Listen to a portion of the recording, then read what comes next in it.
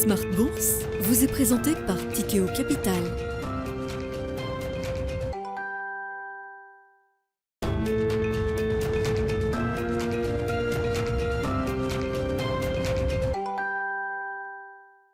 Bienvenue dans Smart Bourse, votre double dose quotidienne de marché en direct sur Bismart. Chaque jour à la mi-journée, 12h30, 13h. Et en fin d'après-midi, la grande édition pendant une heure en direct à partir de 17h, rediffusée à 20h sur Bismart TV.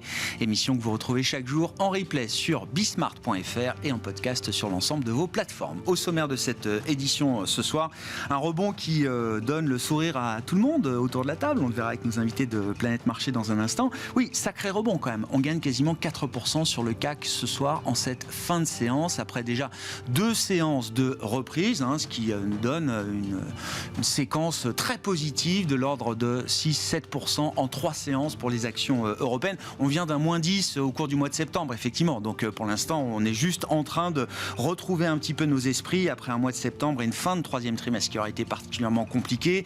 Attention aux effets de fin de trimestre, début de trimestre. Il y a sans doute beaucoup de rebalancement, débouclement de positions chez les grands investisseurs qui peuvent expliquer une partie de la violence des mouvements qu'on peut observer depuis quelques heures. Et puis peut-être que le marché est en train de rejouer le pari du pivot de la Fed et du pivot des banques centrales avec la montée des risques sur la stabilité financière, des risques potentiellement systémiques. Est-ce que les banques centrales vont revoir leur copie, adoucir peut-être un peu le ton? Avant de parler de pivot, peut-être reviendront-elles à des rythmes de hausse un peu moins importants? On l'a vu ce matin par exemple en Australie avec une banque d'Australie qui n'a pas monté ses taux de 50 points de base comme l'attendaient les investisseurs, mais seulement de 25 points de base, évoquant désormais des perspectives dégradées pour l'ensemble de l'économie mondiale qui justifiait de revenir à un rythme de hausse de taux un peu plus graduel. C'est peut-être un pari que fait le marché aujourd'hui.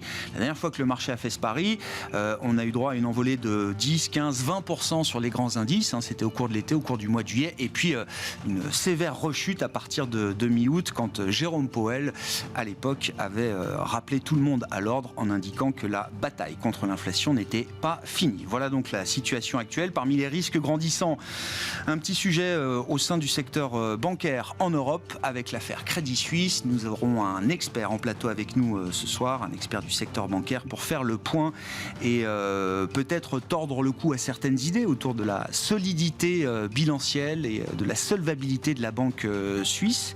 Et puis dans le dernier quart d'heure de Smart Bourse, le quart d'heure thématique, nous prendrons le temps de revenir sur le secteur de la santé, qui est un secteur qui s'en est un peu mieux tiré que les autres au cours de cette année 2022 en Europe notamment. Et c'est Alice Labousse, présidente de Trecento Asset Management, qui sera avec nous en plateau à partir de 17h45.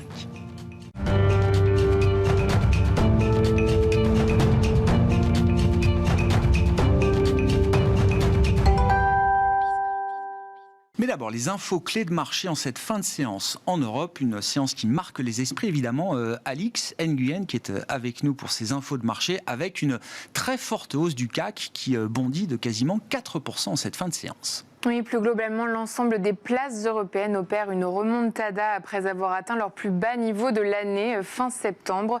La baisse des rendements obligataires réinsuffle le goût du risque. Le CAC bondissait cet après-midi de plus de 3,7%. À Londres, le FTSE de plus de 2% et à Francfort, le DAX de plus de 3%. Le mouvement est nourri par la bonne tenue de Wall Street. Tous les secteurs profitent de l'ascension des marchés. Hormis Thales, l'ensemble des composantes du CAC sont dans le vert.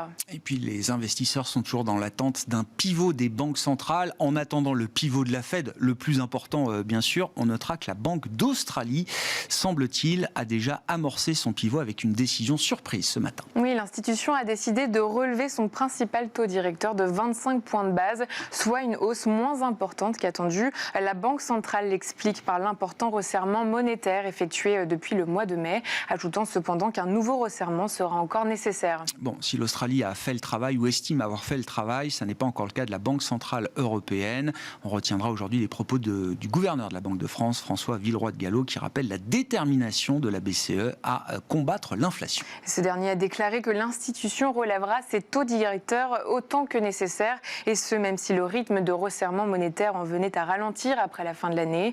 Il estime que dans la zone euro, l'inflation de base est trop généralisée mais aussi trop élevée. Et puis dans l'actualité des entreprises, on retiendra Saint-Gobain qui pourrait obtenir plus d'1 milliard de pounds pour la vente de Jewson au Royaume-Uni. Oui, c'est une info Bloomberg. Le processus de mise en vente de Jewson, la chaîne de distribution britannique de matériaux de construction, est lancé.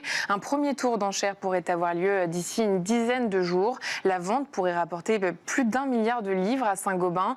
C'est plus que les précédentes estimations. Son titre est en nette hausse. Et puis, coup d'œil sur la journée de demain qui sera marquée notamment par la question pétrolière. Oui, se tiendra donc la réunion de l'OPEP+. Les pays membres et leurs alliés débattront d'une réduction de leur production de plus d'1 million de barils par jour. On attend aussi l'enquête ADP sur les créations d'emplois dans le secteur privé outre-Atlantique. Tendance, mon ami, 2 fois par jour, les infos clés de marché à 12h30 et 17h avec Alix Nguyen dans Smart Bourse sur Bismart.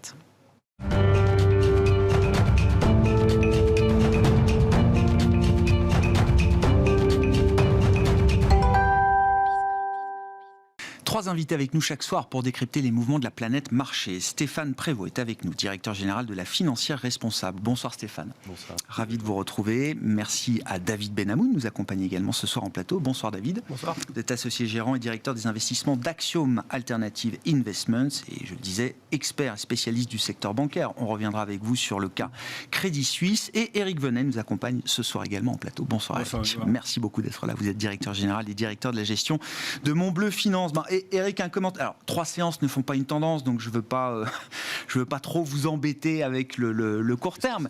Mais quand même, là, on a une hausse de 3-4% sur les actions européennes, 6% de hausse et plus en 3 séances. Entre la fin du 3e trimestre qui s'est terminé en broyant du noir et ce début de 4e trimestre qui démarre sur les chapeaux de roue, qu'est-ce qui a vraiment changé? Comment est-ce qu'on peut expliquer ces mouvements de marché à ce stade? Déjà, le fait que ça puisse exister, c'est déjà beaucoup. En fait. Qu'il n'y ait pas qu'un seul sens, voilà, que ce ne soit pas le one-way trade à la baisse. Ouais, ce qui est important, c'est que voilà, on a tendu l'élastique et à un moment donné, l'élastique remonte dans l'autre sens. Alors, je ne sais pas si ça va se poursuivre, mais c'est déjà la première satisfaction, c'est que ce n'est pas un trou noir. Où il y a des forces de rappel. Il y a des forces de rappel. Alors, que ce soit des rachats de short, peu importe. En tout cas, c'est la première fois, c'est toujours comme ça. Puis après, une tendance s'installe s'il y a des raisons fondamentales. Et s'il y a des raisons fondamentales, je veux faire le parallèle avec le mois de juin. Pour moi, c'est pareil. Le 30 juin, c'était pareil. On se cachait Attention, sous la table. à chaque fois, il y a des effets de fin de trimestre aussi qui sont importants et dont il faut peut-être tenir compte. Peut-être. Mais en tout cas, ce que je remarquais, c'est qu'on se disait, peut-être qu'on a atteint le pic d'inflation au mois de juin et que finalement... Là, ça fait mal, les hausses des taux, mais ça va peut-être finalement se calmer. Et le marché a voulu y croire. Les banquiers centraux, peut-être, nous ont laissé croire aussi. Enfin, j'en sais rien. En tout cas, on a tous aimé y croire. Et on y est remonté. C'est globalement ce qui a fait retrouver un petit peu d'appétit pour le risque. Alors, si dans les prochains jours, on continue de monter, ça sera globalement ça. Pas forcément. Alors... Ce qui a changé, c'est qu'entre-temps, on a eu des problèmes financiers, des interrogations financières. Et c'est ça qui est... non. Faisons le parallèle avec le mois de juin, c'est à peu près la même chose, et on y rajoute un risque supplémentaire. Ouais. Et là, le marché est rassuré, peut-être un peu moins pour l'inflation, mais surtout parce que on a eu l'impression d'avoir échappé à un gros risque, alors sans que personne ne comprenne, enfin en tout cas personne ne l'a bien expliqué encore, avec le problème de l'Angleterre. Bon, on a eu une brutale remontée des taux, et puis la banque anglaise a dit hop, j'arrive et j'achète sur les taux et je fais baisser les taux longs. Donc, ce qui est important, c'est qu'on a ajouté un gros risque et la Banque centrale a été là, présente, même si c'était en contradiction avec ce qu'elle disait il y avait quelques semaines avant. Donc, elle a bien des priorités de risque. En fait, je pense que c'est ça. Ça a rassuré les investisseurs de voir que pour des questions de stabilité financière, ouais, on était capable, pour un temps, de mettre sous couvert le mandat de l'inflation pour se donner la possibilité d'intervenir en tant que pompier. En tant que pompier. Voilà. Ouais, non, mais on gère des risques. Alors, bien sûr. C'est pour ça que je pense qu'il y a une partie peut-être que d'inflation qui va un peu se calmer, mais c'est surtout le fait que coucou, les banques centrales sont là. Ouais. Autant je rappelle, il y a le boîtier Veritex à l'envers. C'est-à-dire que vous voulez pas me croire, mais vous allez voir que vous allez souffrir, que je vais augmenter. Enfin, je parle de la Fed, qui disait que je vais augmenter les taux. Vous voulez pas croire que je vais casser la croissance, mais si. Voilà. Donc c'était ce que j'appelle le boîtier à l'envers. Donc on était dans ce schéma, vous allez voir, on va lutter. Et puis d'un seul coup, hop, une banque centrale dit, oh là non, mais il y a peut-être un risque financier et on va peut-être quand même intervenir et mettre sous cloche temporairement peut-être, pas pour longtemps. Mais Moi, je pense que c'est ça qui rassure. Alors, peut-être que... Enfin, c'est mon explication. Non, mais si, c'est important que dans cette phase, cette étape de la normalisation, on voit bien des craquements ici et là, l'Angleterre, l'intervention sur l'Yen, etc. C'est important que les investisseurs soient convaincus que les banques centrales ne vont pas tout laisser s'effondrer non plus. Voilà, c'est l'explication. Il y a quelques jours, on dit, mais qu'est-ce qui va nous faire qu'on va s'arrêter, quoi, parce qu'on était face à un scénario, je vais casser la croissance, si j'y arrive pas, vous inquiétez pas, il faut absolument lutter contre cette inflation. Est-ce qu'on peut extrapoler cette idée en se disant c'est le moment du pivot des banques centrales ou pas? L'exemple britannique est intéressant. La réunion de la BOE, ce sera le 3 novembre. Elle ne va pas s'arrêter de monter ses taux pour autant. C'est-à-dire que ce qu'elle fait là, ce n'est pas de la politique monétaire, c'est de la politique de réassurance, d'urgence. Oui. Mais le cap de la politique monétaire, est-ce qu'il peut changer? Non, mais elle peut dire je vais peut-être remonter un petit peu moins, juste pour éviter qu'il y ait d'autres craquements. Oui, on peut le justifier en disant je garde mon cap de lutte contre l'inflation. Il faut absolument que pour être encore crédible. Oui. Surtout avec un budget comme il se présente au Royaume-Uni. Sans donner la mission des banquiers centraux. Mais je fais un signe comme quoi je ne suis pas non plus dogmatique pour... souvent, quand on pense que les banquiers centraux sont dogmatiques, le marché n'aime pas, parce qu'on ne sait jamais... Là, on a prouvé qu'il reste pragmatique. Il reste pragmatique. Je crois que c'est quand même le plus important. C'est la nouvelle, c'est la nouvelle des derniers jours. Ce rebond, Stéphane, qu'est-ce qu'on met dedans?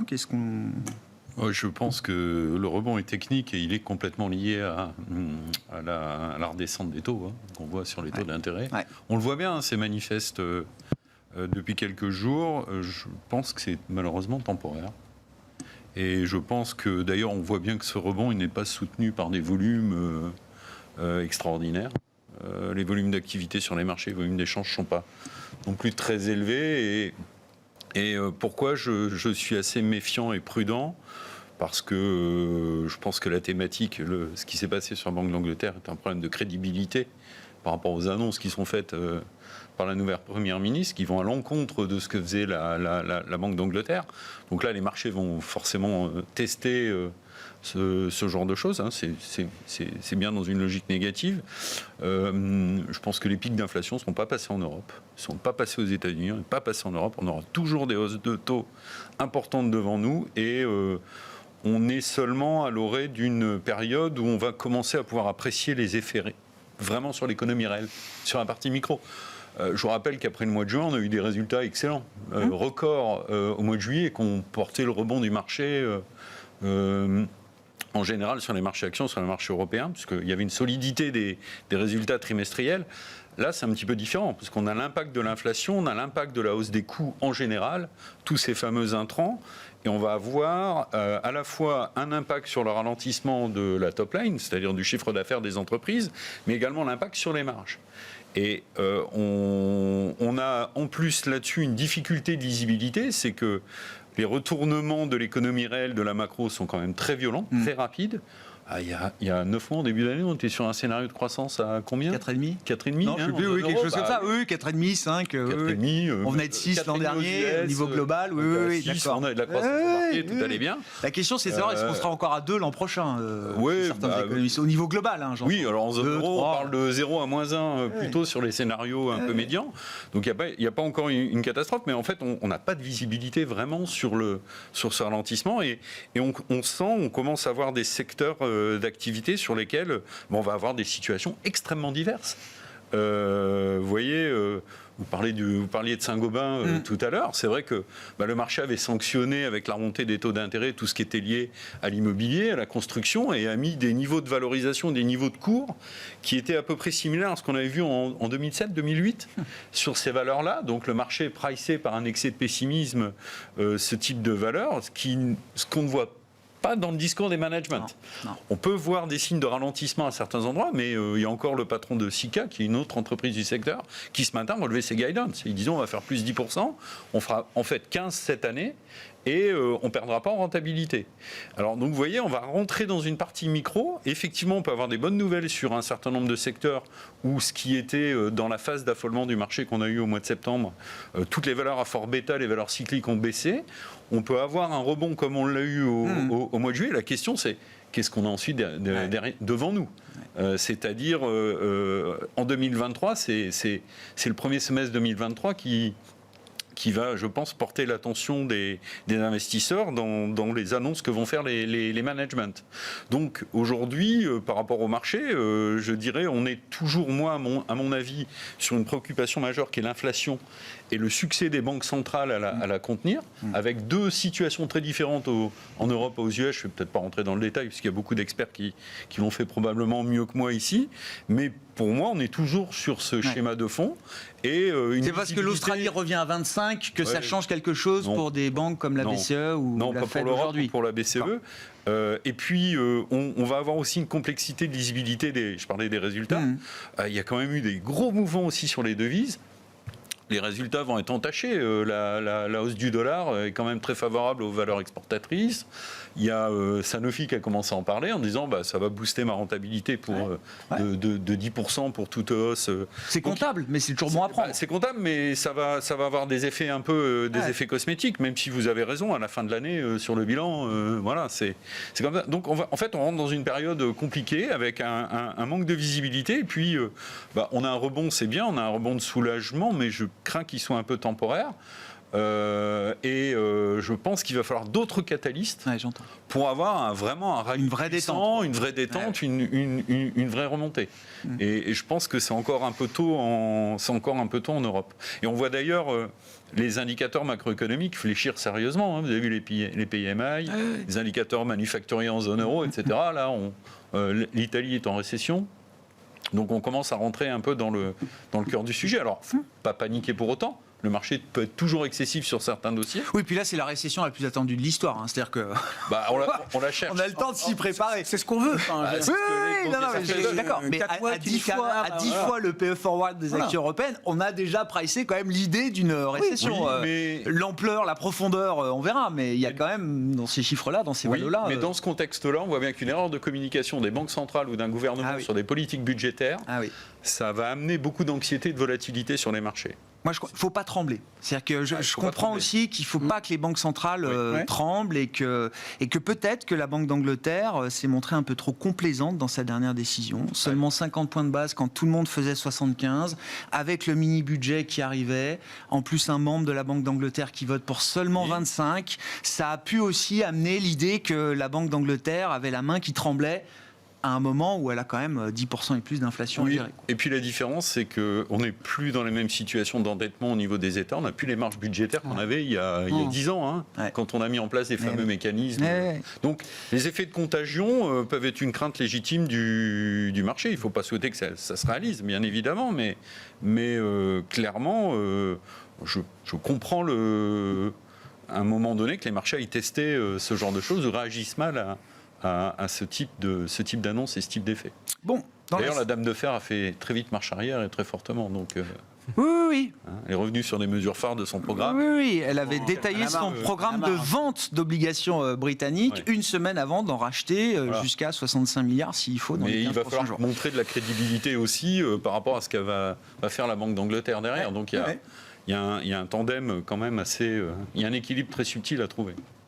Avec une crise politique, une stratégie budgétaire iconoclaste, en tout cas exacerbée par rapport à ce qu'on peut observer encore à ce stade en Europe, qui justifie effectivement une attention particulière des investisseurs sur le Royaume-Uni aujourd'hui. Si on part de l'hypothèse où la récession est là, Ça veut dire que si la récession est là, ça veut dire que ça a fonctionné et qu'il n'y a pas de raison d'aller beaucoup plus loin dans la poursuite des taux.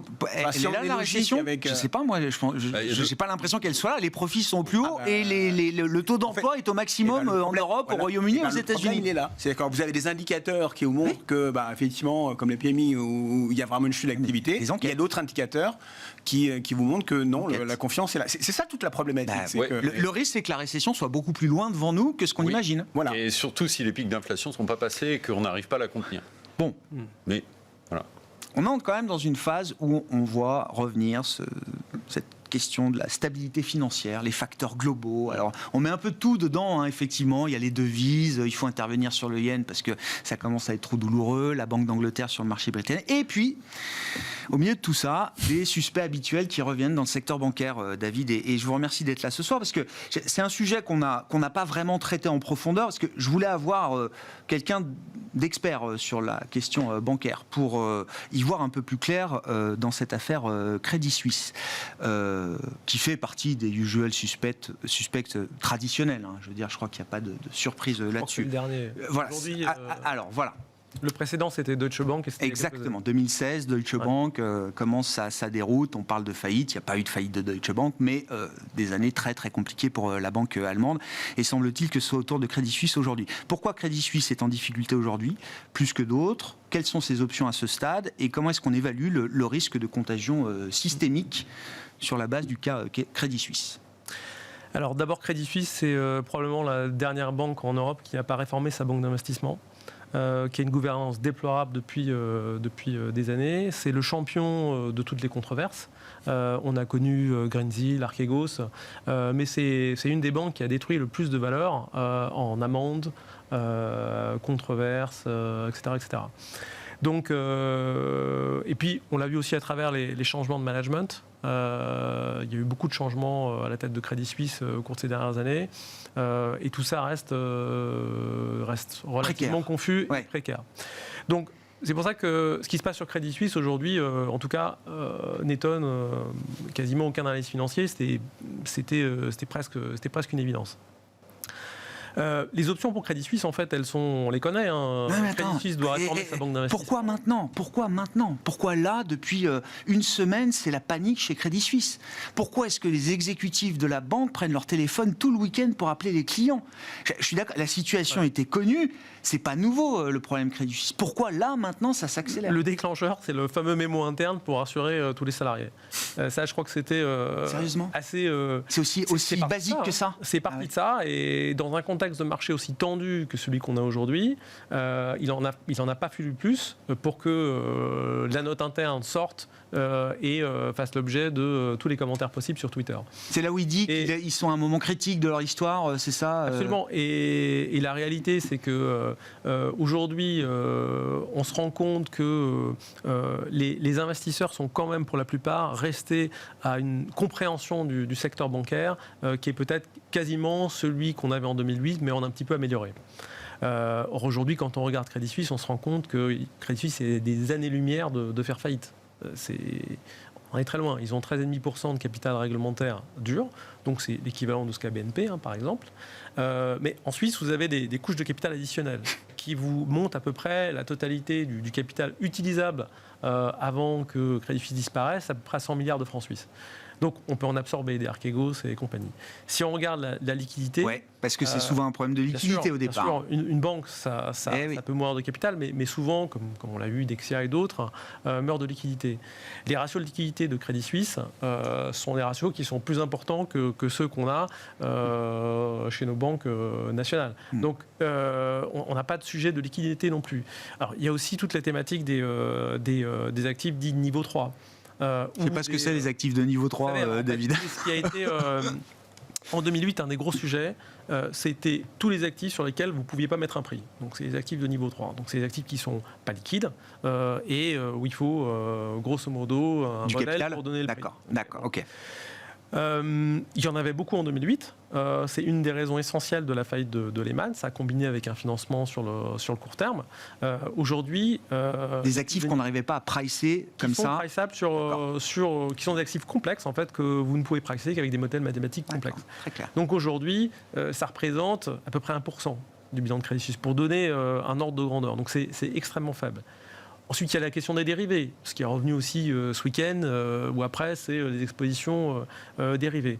Alors, en 2008, on avait une faible part des produits dérivés qui passaient par les chambres de compensation. Aujourd'hui, c'est l'inverse. Il y a très très peu de produits dérivés qui ne passent plus par les chambres de compensation. Donc, tout ça fait que aujourd'hui, quand on voit la situation de Crédit Suisse, il n'y a pas de risque de solvabilité. En revanche, donc, pour tous les créanciers et les porteurs obligataires, c'est plutôt même du pain béni parce que les spreads se sont tellement élargis que voilà, il y a vraiment...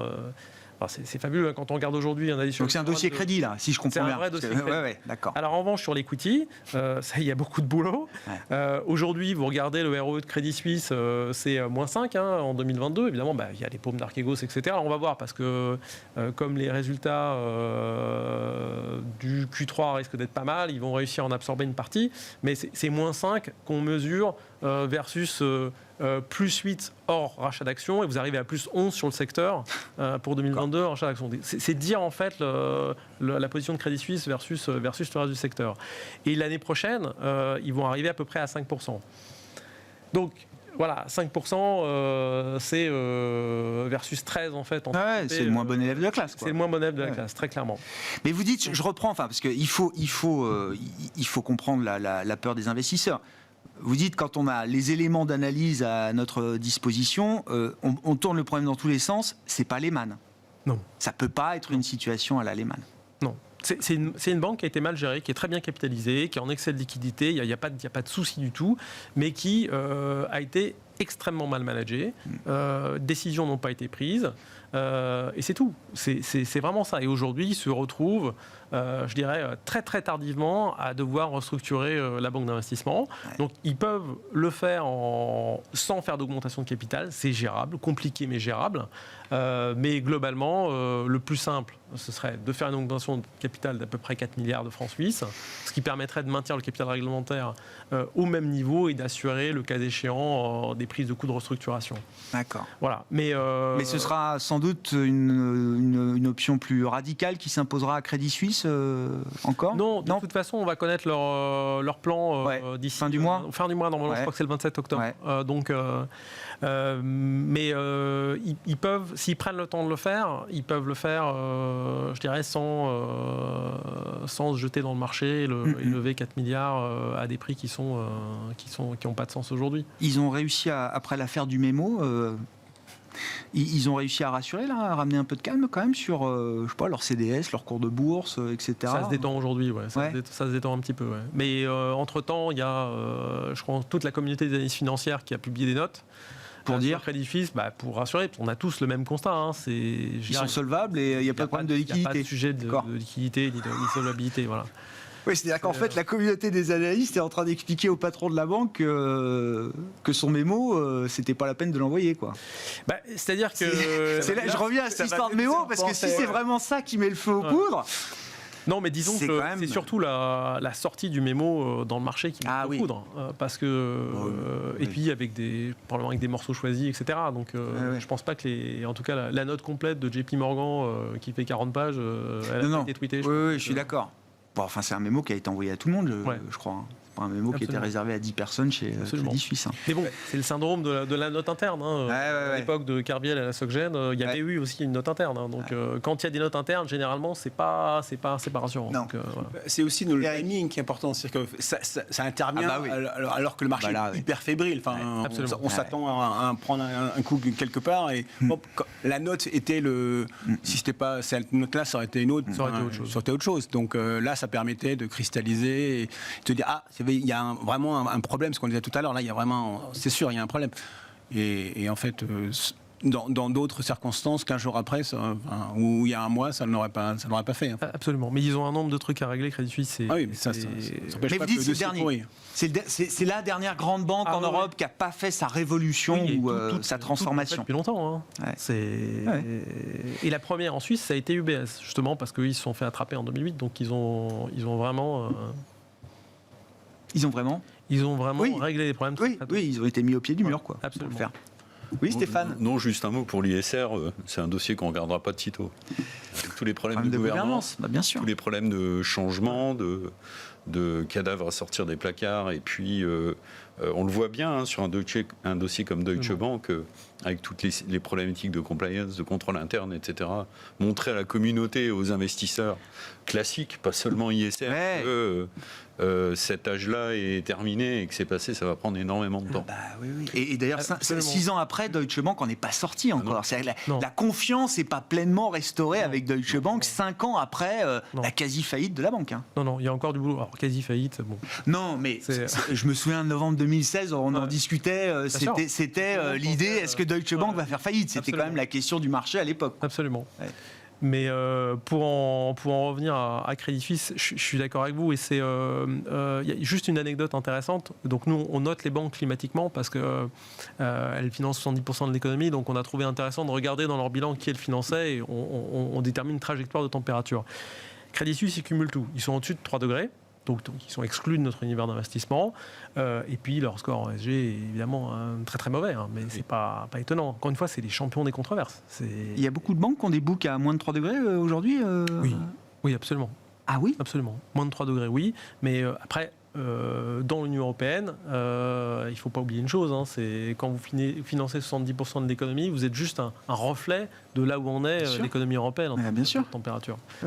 Mais non, globalement, la moyenne, on est plutôt, je dirais, à peu près à 2,7 et les meilleurs descendent en dessous, entre 2,1 et 2,4. Pourquoi le marché aussi craintif vis-à-vis du secteur bancaire? Je mets de côté désormais le cas Crédit Suisse, mais avant même l'affaire Crédit Suisse, on est revenu sur des niveaux de valorisation pour le secteur bancaire en Europe, je sais pas, 0,5, 0,6 fois la book value. Je vous laisse nous dire ça, David. Pourquoi le marché a toujours autant peur de ce secteur? Est-ce qu'il y a des craintes légitimes? Qu'est-ce qui explique cette dévalorisation, cette décote à nouveau du secteur bancaire? Alors, les anticipations de récession et de montée du coût du risque. C'est aussi simple que ça. Parce que quand on fait le bilan sur le secteur, tout ce qui est favorable au secteur, aujourd'hui, on l'a. C'est-à-dire qu'on a les hausses de taux, d'abord la normalisation du taux de dépôt, qui est un truc considérable. Puis là, elles en profitent à plein en plus. Elles ont de la liquidité TLTRO à zéro qu'elles placent à 75 BP tous les soirs à la BCE. Ça ne va pas durer, ça. On va voir. C'est une question intéressante. Non, mais je crois que ça ne va pas durer. Moi, j'ai cru comprendre que ça n'allait pas durer. C'est compliqué. C'est très compliqué. Mais en tout cas, elles font de la marge facile, là. Elles font, en plus de tout, de la marge facile. Il y a tout. C'est-à-dire, on en parlait tout à l'heure, il y a l'inflation qui fait croître les boucles de loan entre 5 et 7%. Donc voilà. On a le taux de dépôt court terme qui est un truc absolument clé. Et puis, du coup, on va avoir des résultats cette année qui sont spectaculaires. Donc, à l'image de BNP au deuxième trimestre, qui a fait son plus gros deuxième trimestre ever. Mais voilà, même celles qui ont du mal, comme Deutsche, qui sont vraiment en pleine phase de restructuration, ont annoncé qu'elles allaient publier un trimestre vraiment north of the guidance. Donc, tant que le marché ne sera pas rassuré sur la macro... Oui. Il ne regardera pas le secteur bancaire avec des yeux de fondamentalistes. Absolument. Et pourtant, quand on regarde, c'est simple. Aujourd'hui, le coût du risque est à peu près en moyenne à 25 points de base. Le coût du risque en marche normale, c'est plutôt 40 points de base. Récession, je dirais classique, on est à 80. Récession type 2008, on monte à 120. Quand on regarde les conséquences pour le ROE, récession à 120 points de base, on va descendre à des ROE qui vont situer entre 6 et 8%. Bon. C'est pas non plus un drame. Voilà. Et c'est un choc qu'elles sont capables d'absorber. Absolument, très largement, et en gardant, en restant rentable et en continuant d'offrir du retour en maintenant des ROE double digit, et pour certaines, en moyenne, en se trouvant entre 6 et 8. Donc voilà, mais ça, c'est des chiffres, et il faut du temps pour que les investisseurs l'acceptent et comprennent que... Ils reviennent déjà sur Hermès aujourd'hui, alors. Ouais, mais le secteur bancaire en parle beaucoup aujourd'hui aussi. Non, mais pour acheter des bancaires, effectivement, le problème, c'est que vous ne savez pas le nombre de clients qui vont être obligés de fermer parce qu'ils ne peuvent plus payer leur facture énergétique. Enfin, il y a un problème de déformation de marché. C'est même pas une récession. On n'est plus. Enfin, je pense que le problème aujourd'hui, c'est pas un marché ordinaire, c'est-à-dire une récession classique, un ralentissement. Non, on tape. Enfin, l'économie se fait taper par une remontée de taux. Il y en a qui sont plus ou moins touchés, et encore double peine ceux qui peuvent disparaître parce qu'ils ne peuvent pas payer leur facture d'énergie. Donc ça, c'est un flou artistique le plus complet. Donc je pense que les banques feront un superbe... ils passeront au-dessus de ça, mais... Acheter une bancaire, si en plus on rajoute qu'il y a 3 jours on disait attention au Crédit Suisse, je vais me faire taper sur les doigts. Mais vous achetez de la finance alors qu'on est en train de vous expliquer que c'est les Man Brothers qui reviennent. Donc psychologiquement pour acheter, même si je suis d'accord avec vous, les fondamentaux sont superbes. Alors le paradoxe, c'est que notre fonds equity bancaire, c'est celui qui a collecté le plus depuis le début de l'année. C'est étonnant quand même. Donc on a quand même des gens qui mais parce que etc. Mais parce que c'est pas cher. Pour jouer, en plus pendant très longtemps on a joué la hausse des taux en disant bien sûr. Les taux montent, il faut acheter du bancaire, de la bancaire. Ça s'est un peu calmé depuis la guerre. Depuis le déclenchement de la guerre. C'est ça, la rupture. Ce qui est fascinant, c'est qu'on a encore des flux, mais après aussi il y a une question de prix. C'est-à-dire que là, on n'est plus à 0,5 ou 0,6, on est plutôt entre 0,3 et 0,4. C'est vrai. Là, il y a eu des séances. Bon, aujourd'hui, ça corrige un peu, mais c'est pour ça, c'est qu'aujourd'hui, très très bas. C'est extrêmement bas. C'est extrêmement bas. Stéphane, c'est d'ailleurs un peu le même constat sur les actions européennes. Je sais pas, on a parlé des résultats, mais encore une fois, les valorisations, là, on sent bien, ce sont des forces de rappel. Alors, il n'y a pas le momentum, il n'y a pas les flux. Peut-être que la macro n'est pas encore bien alignée, évidemment, mais quand même, la valo des actions européennes, 10 fois le PE. C'est ce qu'on avait en mars 2020 quand même, au moment de la crise Covid. Alors, on a vu pire pendant la grande crise financière, on est tombé à 8. Mais voilà, c'est la seule référence inférieure. Et je veux dire, est-ce qu'on est dans l'idée d'un choc aussi important que celui de la grande crise financière avec une récession de 18 mois, quoi. C'est difficile à dire, je ne le pense pas aujourd'hui, je ne crois pas aujourd'hui, mais ce qui a changé, c'est les taux. C'est-à-dire qu'aujourd'hui, sur les taux, vous allez sur le crédit, on parlait des banques. Bon, bien sûr, le modèle de banque de détail va mieux, a des bons fondamentaux, les banques sont bien plus capitalisées, il y a eu BAL 3, BAL 4, tout ça, le secteur est renforcé, mais aujourd'hui, vous achetez une obligation et vous avez des rendements sur le crédit qui vont être élevés. Donc, pourquoi acheter l'action de BNP quand vous pouvez avoir l'oblig pour un gérant? Donc là, il y a une vraie différence, et ça, je pense que ça risque de compter... dans les mois qui viennent. Ça bloque un peu, ça détourne les flux des marchés actions vers d'autres pans du marché. Oui, vers le crédit. Vous allez voir, ça a commencé déjà. Ça, on le voit. C'est évident. Vous allez, ne serait-ce que après géographiquement, d'aller sur les US. Voilà. Donc, je veux dire, là, il y a clairement des effets d'allocation. Donc, le marché action vous avez raison, il n'est pas cher. On peut descendre un peu en valorisation. Il y aura un plancher. Donc, sur quelqu'un qui cherche de l'investissement à long terme, probablement qu'en étalant, il y a des points d'entrée qui commencent à être intéressants. C'est vrai que les valeurs de croissance, les valeurs de qualité sont particulièrement redevenues bon marché si on regarde les points qu'on avait en 2021. Fin 2021, on était quand même très dans des valorisations très accommodantes sur certains secteurs, mais aujourd'hui, il y a des valeurs de medtech, de semi-conducteurs, de santé qui sont assez intéressantes, qui ont des bons profils, qui présentent de la résilience, de l'activité et une certaine immunité à la hausse des coûts. On va le voir, je pense, dans les résultats du troisième trimestre. Donc maintenant, la valorisation est pas un filet de sécurité suffisant. Suffisant. Je pense que là, aujourd'hui, il y a besoin d'avoir autre chose pour des perspectives d'un peu plus long terme, notamment la macro, comme vous l'évoquiez. Donc la valo en soi est pas un facteur suffisant, mais on peut commencer à remettre une main dans le marché. Et nous, on est plutôt investi, vous le savez, à 90% sur les fonds, on a du cash. Donc on attend pour profiter d'opportunités, d'excès de marché qu'on peut avoir sur des belles valeurs. Et il y en aura. Donc il va y avoir de la volatilité sur les résultats. On va avoir des mauvaises surprises, il y aura des bonnes surprises. Mais ce qui va il y aura plus de dispersion, quoi. Ça va être moins plus dispersé. Je comprends. Ce ne sera pas tout à fait la situation du mois de juillet, à mon avis, où là, quand même, tout le monde c'était rallye général. Oui, alors il y a peut-être un excès de pessimisme, mais on voit bien qu'au niveau des analystes, on est encore une fois, probablement assez perdu. Puis on comprend pourquoi. Parce que l'inflation, c'est pas non plus un facteur que les jeunes générations appréhendent dans le marché. C'est difficile à l'appréhender. Personne n'a connu l'inflation. Mais dans les résultats, moi, je suis frappé de voir au niveau des brokers et des analystes le manque de profondeur dans les analyses sur l'impact qu'on pourrait avoir sur les résultats. Je suis assez frappé de ça. En même temps, ils regardent en valeur quand même. Ils regardent en valeur, mais en même temps, quand on consulte les entreprises, parce qu'on dialogue beaucoup avec les boîtes en tant qu'investisseur, on n'a pas toujours non plus l'accès à l'information. Une information qui permet de, justement, voir un petit peu, de mesurer, d'appréhender l'impact qu'on peut avoir. Eric, dans quelle logique d'investissement vous êtes là en ce début de quatrième trimestre ? Moi, je ne suis pas sur les obligations. En tout cas, ça, c'est clair. Pardon ? Je ne suis pas sur les obligations. D'accord. Je pense que c'est beaucoup trop tôt et qu'il y a tellement de plaques à prendre que je préfère être sur des grosses et avoir de la liquidité. Ouais. Après, je n'ai pas de chapelle, c'est-à-dire que je vais dans tout. Un peu plus là où personne ne veut. Et puis j'en lâche quand quelqu'un en veut. En fait. Mais j'ai pas de... En fait, là, ce que j'ai fait, c'est je vends du luxe quand ça prend 5%, parce que j'en ai un peu trop. Mais il faut avoir le courage d'en acheter quand personne n'en veut. Mais c'est tout. Enfin, j'ai pas je ne sais pas si si c'est pricé par le marché. Je sais pas je sais simplement que personne ne sait pas grand-chose. Que c'est normal, parce que vous intervenez chez entreprise, à part certains où ils ont fait où ils ont une sécurité, mais tout le monde vous dit, mais on n'en sait rien. Et, donc... on ne peut pas extrapoler.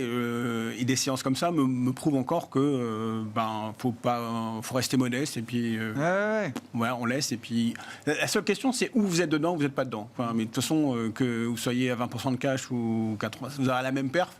Si vous n'utilisez pas votre cash quand les marchés sont très très bas, ça sert à... Enfin, je comprends. C'est plaisir intellectuellement, mais ça ne change pas grand-chose. Donc en fait, il faut avoir juste une discipline, c'est-à-dire... et voir avec son client, est-ce que je peux en renforcer quand est-ce que ça peut correspondre au mandat et au profil. Tous mes clients le savent que lorsque je suis complètement démoralisé, c'est eux qui m'appellent, ils me disent, je vous remets de l'argent. Et c'est là où on gagne de l'argent. Mais c'est évident. Donc, et comment on sort de ça ? C'est-à-dire à quel moment on va retrouver on reste sur l'inflation, les banques centrales, c'est encore ça et toujours. Même inflation. Mais personne n'a la même définition de l'inflation. C'est-à-dire que la BCE vous dit, moi, je suis sûr qu'on ne descendra jamais plus à moins de 4. Ça me paraît aujourd'hui structurel, parce que les politiques désinflationnistes qui sont dues à la Chine, c'est fini, alors que vous avez un changement structurel énorme, le coût de l'énergie va monter. Donc, à mon avis, une bonne inflation, pour moi, c'est 4. Voilà, c'est le chiffre est dit. Pour l'instant, on dit qu'on veut 2. Oui, on dit toujours qu'on veut 2. On est d'accord, mais bon, alors là... Mais ça changera, ça. Oui, bien sûr, ça peut pas être... le problème, c'est aujourd'hui, on est obligé de casser complètement la machine. C'est ça qui me... Si on dit maintenant qu'on fait plus 2 mais 4, plus personne croit... oui, exactement. Quoi. Mais vous verrez qu'on on y viendra. Ça peut évoluer un moment. Bien sûr, il faut juste... C'est un jeu de dupes, en fait. Il faut simplement faire comprendre que, vous inquiétez pas, on va casser, on va lutter contre l'inflation. Tout en disant, j'espère qu'on ne va pas faire casser le système, parce que vous voyez qu'on est en train de se dire, est-ce qu'on a récession par récession, combien, on ne sait même pas. Là, on voit bien, on est prêt à payer un prix très lourd quand même. Quand on est une banque centrale, qu'on voit ce qui se passe, ça veut dire qu'on est déjà prêt à payer un prix assez lourd quand même. Et que nous, on se dit, mais pourvu que la croissance faiblisse, pour qu'enfin on nous lâche un peu avec les taux d'intérêt. C'est le problème, il est là. Et tout en disant, mais ils n'ont aucun pouvoir de faire baisser cette inflation, parce que l'inflation, elle est d'origine structurelle, d'énergie, tout ce que je viens de raconter. Donc, la seule inflation que vous maîtrisez, c'est lorsque vous faites remonter les taux d'intérêt en immobilier aux États-Unis à 7%. Là, vous êtes sûr que là, les prix immobiliers vont chuter, que l'aménagement de la maison, ça va chuter, que la demande va être cassée, ainsi de suite. Et si on continue à casser le moral comme ça, vous êtes sûr que effectivement là, la confiance du consommateur, elle va chuter dans les mois qui viennent, mais à vitesse grand V. Et c'est ça qu'on ne sait pas. Il faudra juste, avant qu'on soit complètement dans les choux en termes de confiance, dire hop, on remet la machine arrière pour pas casser définitivement cette demande. On a mis tellement d'années à obtenir cette résilience de la demande. Enfin, ça fait des années qu'on dit mais on est en déflation, que personne ne veut investir, qu'on ne veut pas consommer parce que demain on consommera, on achètera moins cher. Enfin, on est sorti de ce schéma-là. Je ne voudrais juste pas qu'on casse cette pression, cette tendance inflationniste normale dans une économie, dès lors qu'on est à 3-4. Il ne faut juste pas que ça s'emballe. Et je pense que ça ne va pas s'emballer vu ce qu'on prend sur la tête en ce moment. La question immobilière, alors, elle est sans doute différente d'un marché à l'autre. Et c'est vrai qu'en France, c'est pas le même marché qu'au Royaume-Uni, par exemple, avec beaucoup de taux variables au Royaume-Uni. Là, sur les banques, elles sont prêtes à encaisser des chocs importants sur des marchés immobiliers qui seraient peut-être et qui sont peut-être déjà en risque aujourd'hui, David ? Oui, parce que la structure en fait, de financement a beaucoup changé. C'est-à-dire qu'on a encore en tête les structures de financement taux variable ou taux fixe, stable tous les 5 ans, par exemple au Royaume-Uni, avec des loan to value très très élevés. Et c'est moins le cas ? Ça a vraiment changé. Aujourd'hui, on a des loan to value qui sont quand même très très conservatrices par rapport à ce qu'on avait. Il a été importé au UK le fameux prêt amortissable qu'on connaît en Europe. Les durées fixées sont des durées beaucoup plus longues, 20 ans. Donc il n'y a pas un mur de refinancement tous les 5 ans pour les... Non, alors on a quand même des différences de structure. Ce sera jamais comparable, notamment au marché français. Oui. Alors qu'il bénéficie en plus du taux d'usure, donc ça ralentit encore la hausse. Donc ce sera jamais comparable. Il y aura une volatilité plus importante et on voit déjà les prix de marché au UK commencer à baisser, les prix de l'immobilier baisser. Donc c'est certain en fait qu'on aura une baisse beaucoup plus proche. Mais ce qui est intéressant, c'est qu'ils ont quand même appris des précédentes crises. Il y a un certain nombre de choses qui ont été faites. Donc il y a moins d'inquiétude là-dessus. Mais ça reste un sujet. Oui. Bon, on s'arrête sur l'immobilier britannique. Remontée des taux d'intérêt, récession, je ne vois pas l'intérêt d'aller s'exposer directement en immobilier. Clairement, pour moi, c'est un secteur qu'il faut absolument... Alors pour les foncières cotées... Ouais, même en général... Le choc est déjà bien là. J'avais une très belle société qui s'appelle Segro, bien sûr, que vous connaissez, qui est très peu endettée, etc. Ça n'a pas empêché le titre de souffrir et c'est probablement pas fini. Même si fondamentalement, c'est pas une boîte qui fera faillite, qui a un beau business model, un bon management, etc. Mais... c'est de l'actif réel, l'immobilier, c'est indexé, c'est du produit, c'est du récurrent, c'est indexé. Vous avez les clients majeurs qui commencent à ralentir les projets, voire à les annuler, et que vos actifs sont dans une belle ville, bien sûr au centre de Londres, etc. Vous avez une valeur, vous avez à long terme des filets de rappel, mais avec l'environnement qu'on connaît... Il y a un choc sur les prix qui doit arriver. Il y a un choc sur les prix qui doit arriver, indéniablement. Donc pour l'instant... C'est beaucoup trop tôt pour y retourner. Merci beaucoup, messieurs. Merci d'avoir été les invités de Planète Marché ce soir. Stéphane Prévost, directeur général de la financière responsable. Éric Venet, directeur général et directeur de la gestion de Montbleu Finance. Et David Benamou, associé gérant et directeur des investissements d'Axiom Alternative Investments.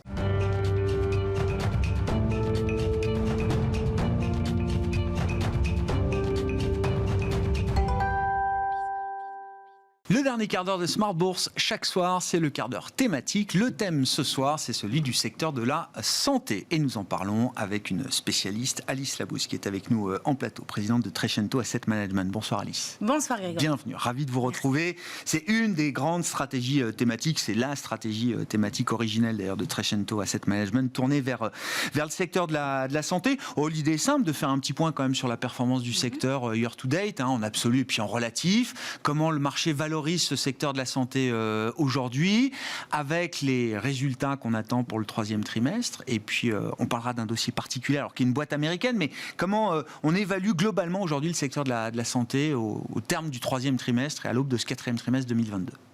Alors la bonne nouvelle, c'est que la santé cette année joue quand même relativement correctement son rôle de défensif, en fait, qui fait que dans les périodes de crise, en fait, c'est un secteur qui a tendance à mieux fonctionner. Alors évidemment, c'est pas les performances du pétrole, enfin de l'énergie, puisque c'est la seule, il y a que ça qui monte depuis le début de l'année. Il faut quand même être honnête.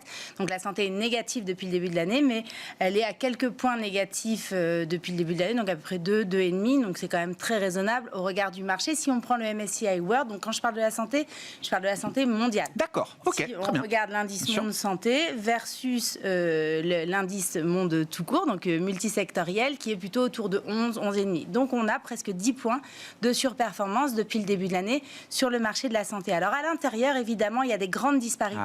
Vous vous souvenez, il y a 4 composantes dans la santé. Vous avez les laboratoires pharmaceutiques que vous connaissez, qui fabriquent des médicaments chimiques. Vous avez le matériel médical, donc c'est tous les implants, les prothèses, les outils de traitement, de diagnostic. Les services à la santé, c'est aussi bien les cliniques, les maisons de retraite, les assureurs santé privés, les logiciels pour les médecins, pour les pharmaciens. Et le dernier segment, les fameuses biotechnologies, celles qui font des médicaments sur le vivant, mais qui souvent ne sont pas rentables, donc peuvent avoir des variations assez importantes en bourse. Alors ça donne quoi les disparités ? Ça donne globalement 3 secteurs qui montent assez bien, c'est les pharma, les services et les biotechnologies, mais le matériel médical qu'on appelle medtech, eh ben, ça va très bien avec la tech. C'est-à-dire que vous avez tout le segment tech global, en fait, même en dehors de la santé, qui baisse beaucoup depuis le début de l'année, et le matériel médical, qui a évidemment une énorme composante robotique, technologie, big data, et clairement vendu par le marché. Et c'est question de valorisation, quoi. Question de valorisation, mais aussi question de problématique d'approvisionnement. C'est-à-dire ils font face à l'inflation, donc c'est quand même pas évident. Ils ont des coûts de matière, C'est précisément ça, ils ont des coûts matière, et puis ils ont des problèmes d'approvisionnement. Les chaînes de production ne sont pas suffisamment encore reparties, bien qu'on est quand même en train de sentir une accalmie sur les sujets d'approvisionnement, donc on verra ce que ça donne. Mais c'est certain que depuis le début de l'année, si vous n'aviez pas de matériel médical, mais que vous aviez l'ensemble du marché de la santé, vous auriez été Vous êtes positif. un investisseur heureux. Exactement. Effectivement. Et les biotech ont bien tenu aussi au niveau global, parce qu'on a fait le point sur le marché français des biotech il n'y a pas très longtemps. C'est quand même des baisses encore assez substantielles, mais au niveau global... Voilà. C'est un secteur qui a bien tenu. Tout à fait.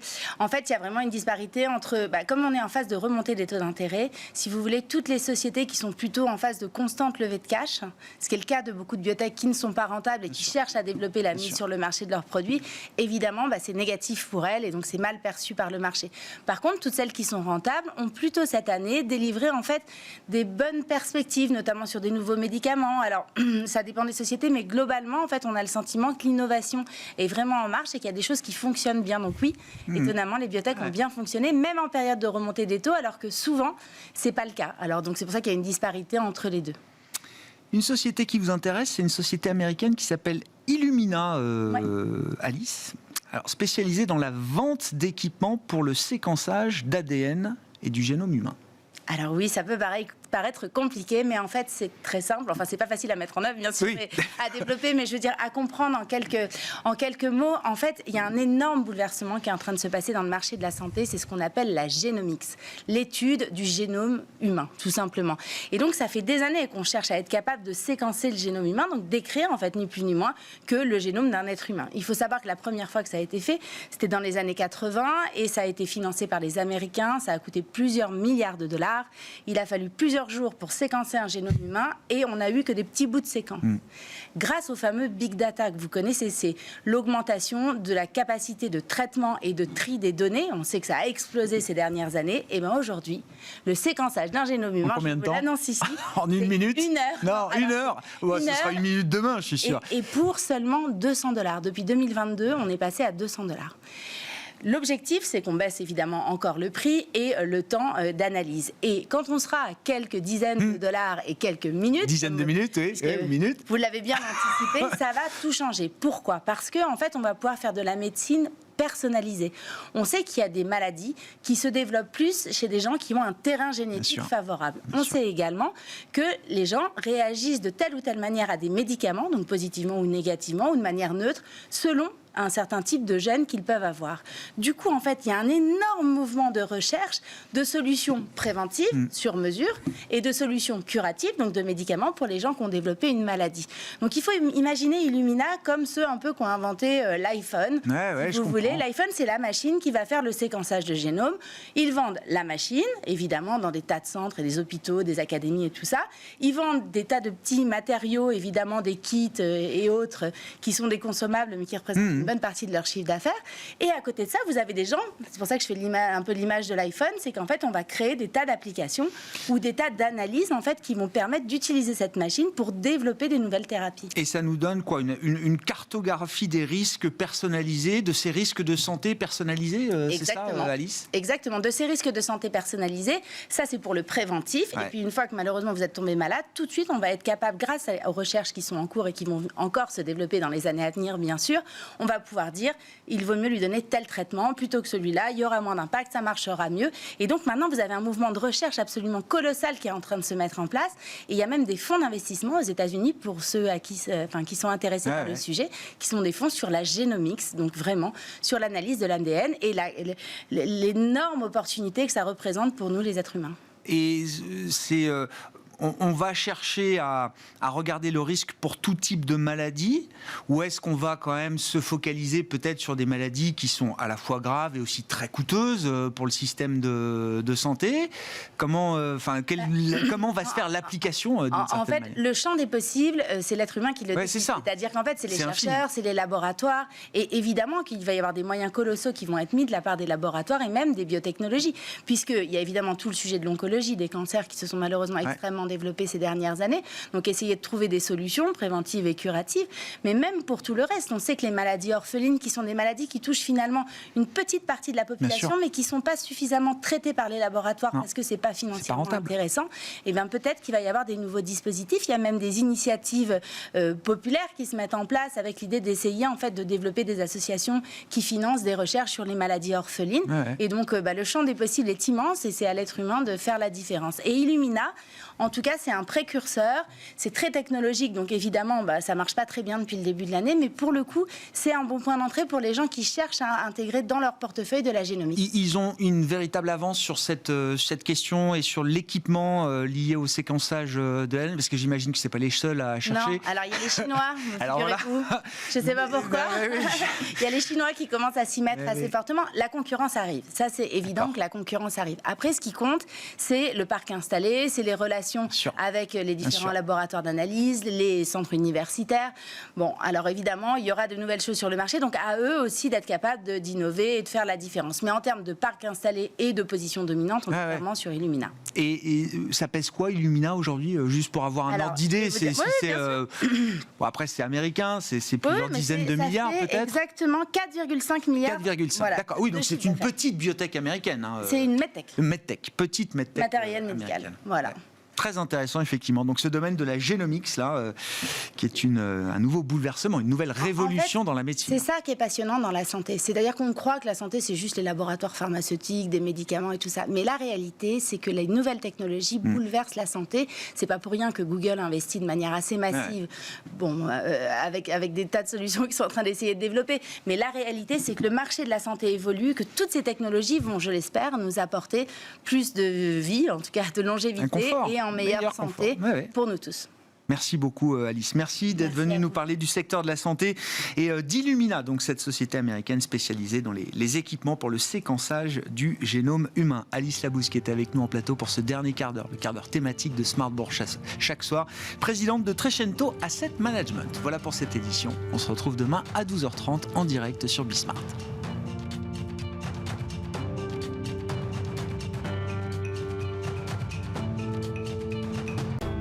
Smart Bourse vous a été présenté par Tikeo Capital.